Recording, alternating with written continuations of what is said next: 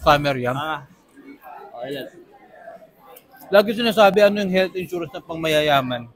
Ilalagay yung picture naming mga mayayaman. Kayo maniniwala dyan. Ginaya mo rin yun, tol. Uy, nagagayahan lang tayong dalawa. Oo naman, syempre. Ano Idol tayo kita dito eh. Idol din kita eh. Uy, kumain ka na ba? Kain ka. Ano yung kinakain mo? Interesado ako dyan.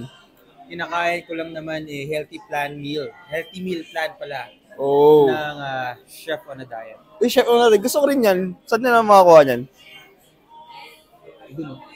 Yun, oh. Ayan, dito mo yan makukuha. Chef on a diet. Sino nagluto niyan? Yung ano namin, chef namin nasa kitchen. Chef na nasa kitchen. Bakit chef on a diet? Healthy po, papaganda po ng medyo katawan ko. Kasi nung nakita ko yung title, naisip ko yung, alam mo yung mga ordinary chef na malalaki yung tiyan, ganyan. Pero mukhang excited ako, curious ako, gusto ko makita yung chef na nagluto niya, no? On a diet, mukhang macho ata yung chef na yan, no? So, ayan. Sakto ako, matapos ko lang, hindi kasi kumain, ayan. Legit masarap, sakto pagpunta ko rito, nagutom ako, wala pa akong breakfast, ang aga pala ng event. Pero ito nga, saves the day, chef on a diet. Let's go!